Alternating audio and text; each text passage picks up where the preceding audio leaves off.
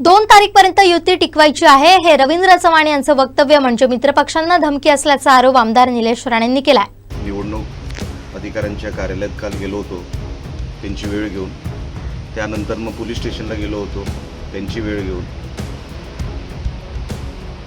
दोन्ही अधिकाऱ्यांना मी विचारलं की पुढची प्रोसिजर काय। आपण मला सांगितलं होतं की तो सगळा विषय आता आम्ही जप्त केला आहे, पैसे जप्त केलेत, पैसे जप्त केलेत म्हणजे क्राईम झाला आहे। आता जप्त केल्यानंतर त्यांची काहीतरी, जसं मी तुम्हाला काल बोललो की कुठली अहवाल समिती वगैरे असते त्यासमोर त्यांनी ते सगळं आपलं म्हणणं सादर केलं आहे आणि 24 तास उलटून गेले तरी देखील FIR तर सोडून द्या, कारवाई शो कॉज नोटीससुद्धा संबंधित आरोपीला गेलेली नाही की हे पैसे कुठून आले। ते म्हणतात व्यवसायातून आले, तर एक शो कॉज नोटीस द्यायची एक पद्धत असते की तुम्ही आम्हाला सांगा, पहिलं तुमचं एक्सप्लेनेशन द्या। पण ते देखील अजून आरोपीला साधं बोलवलंही नाही। हे अपेक्षित होतं, याच्यात काही नवीन नाही। म्हणून मी माझ्या आज वकिलांशी बोलणार आहे। जसं मी भाजपच्या मालवणच्या नगराध्यक्षाच्या उमेदवार सौ शिल्पा खोत यांच्या विरोधात मी कोर्टात गेलो। काल कोर्टाची पहिली तारीख होती आणि आपल्याला सांगताना आश्चर्य होतं आहे की साधा वकील पण पाठवला नाही समोरच्या संबंधित ज्यांच्यावर आम्ही आरोप केले त्यांच्यावर। मग आता पुढची तारीख मिळेल, पण जर तुमचा न्यायव्यवस्थेवर विश्वास होता, जे तुम्हीच तुमच्या तोंडातून बोलला होता, मग तुम्ही गेलात नाही, तुमचे वकीलही गेले नाही, हा कुठला न्यायव्यवस्थेवर तुमचा विश्वास आहे? तुम्हाला खात्री पटलेली आहे की तो फॉर्म रद्द होणार, डिस्क्वालिफाय होणार आणि म्हणून तिकडे जाऊन काय उपयोग नाही, म्हणून साधा वकील पण पाठवलेला नाही। पहिलं रिप्रेझेंटेशन किंवा पहिलं जे काय म्हणणं असतं ते एक वकिलांनी मांडायचं असतं, साधे वकीलसुद्धा पाठवले नाहीत। हा तुमचा न्यायव्यवस्थेवरचा विश्वास होता का? हा प्रश्न माझ्यासारख्या माणसाला पडतो। आणि तसंच हे अजून संबंधित आरोपीला विचारलं देखील नाही की आपले हे बाबा पैसे कुठून आले, तुम्ही सांगता व्यवसायातून आले, तर कुठल्या व्यवसायातून आले, हे सगळं विचारणं भाग होतं ना। आता मी माझ्या वकिलांशी बोलतोय, त्याच्यावरती काय फायनल कन्क्लुजन निघेल ते तुम्हाला मी सांगेन नंतर। काल केनवडेकर यांनी मुलाखत घेतली आणि त्यांनी म्हटलं की तुमच्यावर त्यांनी आरोप केला की माझ्या घरामध्ये अनधिकृतपणे घुसणं हा सुद्धा गुन्हा होता, अशा पद्धतीचं त्यांनी वक्तव्य केलेलं आहे। बघा, लक्षात घ्या, मी परवानगी मागून आत गेलो, ज्यांनी दरवाजा उघडला त्यांनी मला थांबवायला पाहिजे होतं, ते उलटं म्हटले या, बसायलाही सांगितलं, मी बसलो नाही, तो भाग वेगळा, मग अनधिकृत कसं? एक नाही 2-3 वेळा मला बोलले आपण बसा, आपण बसा, पण ज्या कारणासाठी मी गेलो होतो तिकडे बसणं काही बरोबर नाही, म्हणून मी बसलो देखील नाही। आणि बघा, लक्षात घ्या, एक क्राईम सीन होत असताना उद्या गव्हर्नमेंट फॉरेस्टमध्ये कुठला क्राईम घडला आणि मी पाठलाग आरोपीचा केला म्हणजे काय गव्हर्नमेंट माझ्यावर केस करणार आहे? मी क्राईम शोधून दिला आहे पोलिसांना। आता उलटे आरोप जे काय करताय ना तुम्हाला लाज वाटली पाहिजे की आपण काय आरोप करतोय। उलट तुम्ही क्राईम केलात त्याची माफी मागायची सोडून तुम्ही म्हणताय काय की आतमध्ये कसा शिरला? अहो, जिथे क्राईम होणार तिथे परवानगी घ्यायची गरज नसते। मी उद्या कुठेही रस्त्यात पकडून किंवा कोणाच्या घराच्या बाहेर पकडून जर आरोपी दिला तर पोलीस मला हे नाही विचारणार की तुम्ही का पकडून दिला, त्यांच्या घरात कसा पकडला। क्राईम जो झालाय तो मी पोलिसांना दिला, दाखवला। आता ह्यांना जो विषय डायव्हर्ट करायचा आहे ना, हा विषय डायव्हर्ट करण्याचा भाग आहे, पण मी असा विषय डायव्हर्ट होऊ देणार नाही। पैसे आले कुठून, कोणाचे आहे, तेवढेच होते की अजून होते? आणि जर तुम्ही म्हणताय तुमच्या धंद्यातून आले तर त्याचा GST नंबर असतो, इन्कम टॅक्सची एंट्री असते, संबंधित माणसाचं नाव असतं। तुम्ही नाव तर सांगा, बाकीचं सगळं सोडून द्या। तुम्ही नाव सांगा की ते जे आहे, ते जे व्यवहार तुम्ही म्हणताय, जो व्यवहार झाला तो कोणी केला तुमच्या बरोबर, नाव तर सांगा। हे सगळी स्टोरी बनवण्यापेक्षा तुम्ही डायरेक्ट नाव सांगून टाका, हेच माझं म्हणणं आहे. त्यांनी प्रेसमध्ये असंही म्हटलं की माझं कुटुंब दबावामध्ये. कोणाच्या? त्यांना विचारा ना कोणाच्या दबावात आहे ते. साहेब, FIR दाखल झाली नाही, याच्यामुळे सत्तेचा दुरुपयोग होतो असं आपल्याला वाटतंय का?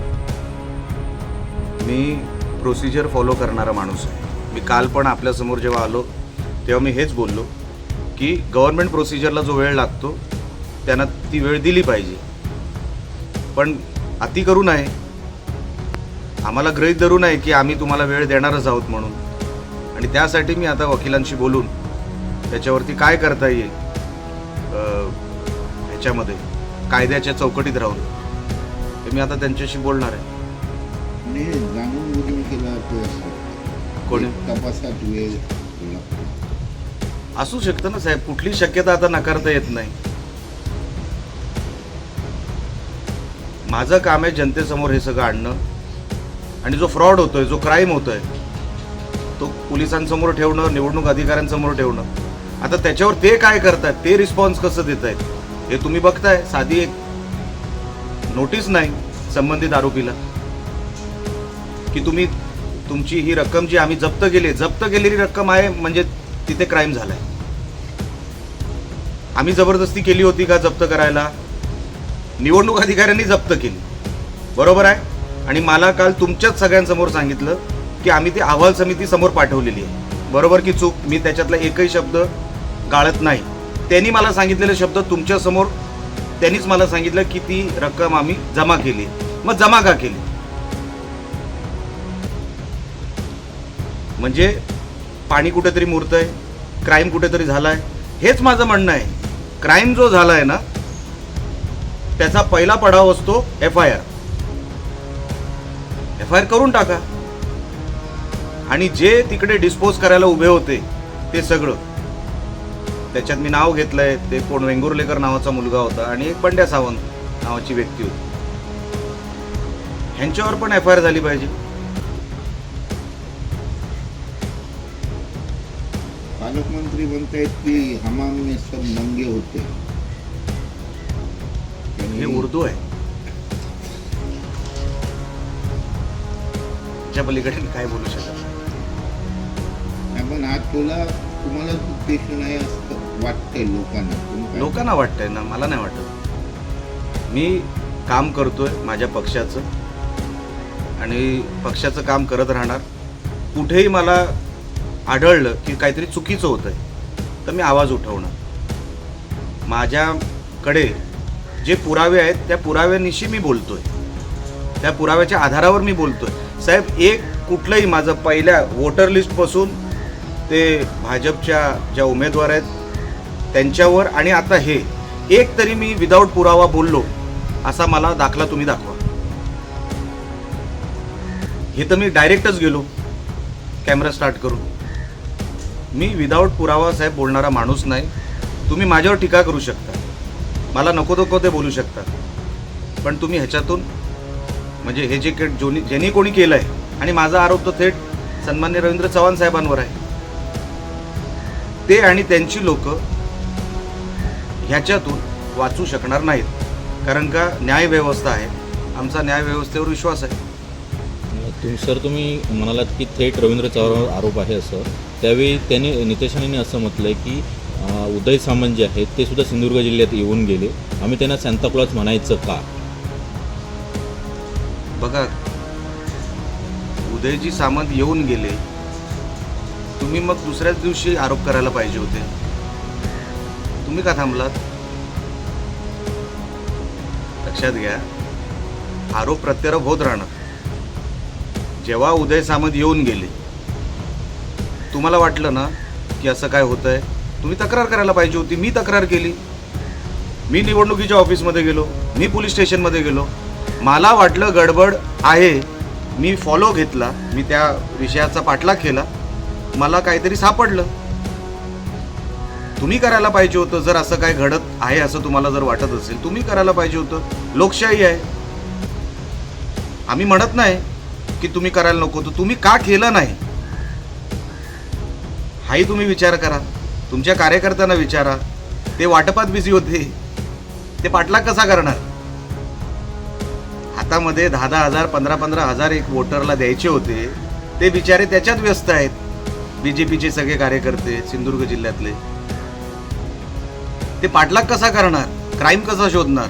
त्यांचं पूर्ण लक्ष झालंय. आता बघा काय झालंय इकडच्या युनिटचं, भारतीय जनता पक्षाच्या रवी चव्हाण साहेबांच्या जवळ जेवढे आहेत त्यांनी बुकिंग करून ठेवली आहे गाडीची, घरांची, सोनं किती घ्यायचं, फिरायला कुठे जायचं, मग ते फ्लाईटमध्ये परदेशात कुठल्या कुठल्या देशात आपण जाऊ शकतो, ते आपलेही बँक बॅलन्स जमवत आहेत, आपलं कपाट भरत आहेत. हे पैसे जे काय त्यांना वाटत आहेत ना, त्यांना असं वाटतंय की हे पैसे खाली चाललेत, 60% पण खाली गेलेले नाहीत. हे सगळे गडगंज होणार, काही ठराविकच 10-15 जण, आणि मग उद्या ह्यांच्या घरात मर्सिडीज येणार, तर तुम्ही आश्चर्य वाटून घेऊ नका. कारण का हे वोटरना देणार जे काही पैसे दिले होते ते 40% खाली कोण ना कोणतरी पसरवत आहे वोटरांच्या घरापर्यंत, पण बाकीचे पैसे वरचे खात आहेत. ते शोधणार कसे? ते खायला बसलेत. म्हणून माझ्या लफड्यात पडू नका, मी डायरेक्ट आउट करत असतो. साहेब, मगाशी जे हमाम में सब नंगे होते, याचा अर्थ असा होता की तुमच्याकडून पण पैसे वाटप होते, अशा पद्धतीचा आरोप पुरावा होता. दाखवा, पुरावा द्या, त्यावर बोलूया. मी जर काय करत असेल, अच्छा तुमच्याकडे सगळी सत्ता आहे, तुम्ही फोन टॅप करू शकता, तुम्ही माझं लोकेशन ट्रेस करू शकता. SP 2-2 दिवस मालवणमध्ये येऊन बसतायत, चांगली गोष्ट आहे. अख्ख्या जिल्ह्यामध्ये आता फक्त मालवणच फक्त इलेक्शन लागलेली आहे, बाकी सगळ्या इलेक्शन संपलेले आहेत. तुमच्याकडे सगळं काय आहे ना, तुम्ही विचारताय का? ही धमकी का? करून टाका जे करायचं आहे ते. आणि भिजलेला माणूस हा कोणाला घाबरत नसतो, पावसाला घाबरत नसतो. जर मला हे सगळं करायचं आहे तर मला खात्री आहे की माझ्याबरोबर काय काय होणार आहे ते.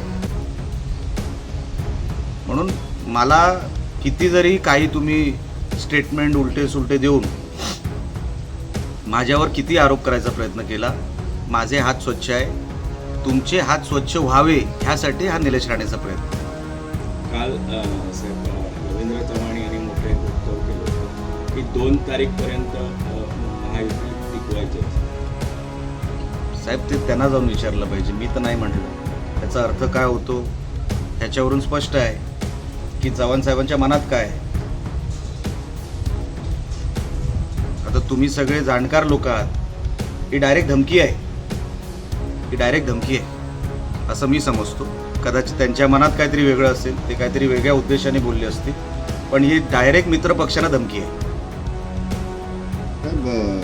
त्यांच्या या एका कृतीमुळे मालवणात आग लागली, पण धग महाराष्ट्रात पोचली. महत्त्वाचं म्हणजे भ्रष्टाचार मुक्त निवडणूक होण्यासाठी निलेश राणेंचा हा पहिला प्रयत्न आहे अवघ्या महाराष्ट्रात. कसं पाहता या गोष्टी? मला साहेब जे नाकासमोर दिसतं ते मी करतो. काहीतरी तुम्ही माझ्याबद्दल चांगलं लिहावं किंवा कुठेतरी माझं नाव जावं ह्याच्यासाठी अजिबात नाही. अहो, माझे कार्यकर्ते गरीब बिचारे आपलं सगळं घरदार विकून कोण कुठून येऊन निवडणुका लढत आहे. मला जो त्रास होतो ना तो बघून होतो की एका बाजूला अशी निवडणूक होते गरिबीत आणि एका बाजूला श्रीमंतीत.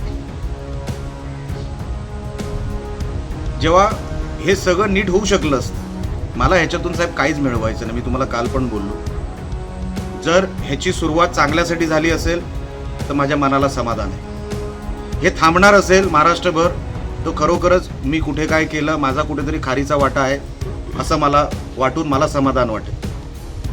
पण त्याच्या पलीकडे मलाही वाटत नाही हे थांबणार आहे. मला वाटत नाही साहेब हे थांबणार आहे. म्हणून मी कुठे स्वतः हवेत राहणारा माणूस नाही, माझे पाय जमिनीवर आहेत. मला माहिती आहे हे काय थांबणार नाही, आज नाही तर 2 दिवसांनी होईल. म्हणून मी सांगितलं निवडणुकीपर्यंत माझं लक्ष आहे, पण हे महाराष्ट्रभर पसरू नये.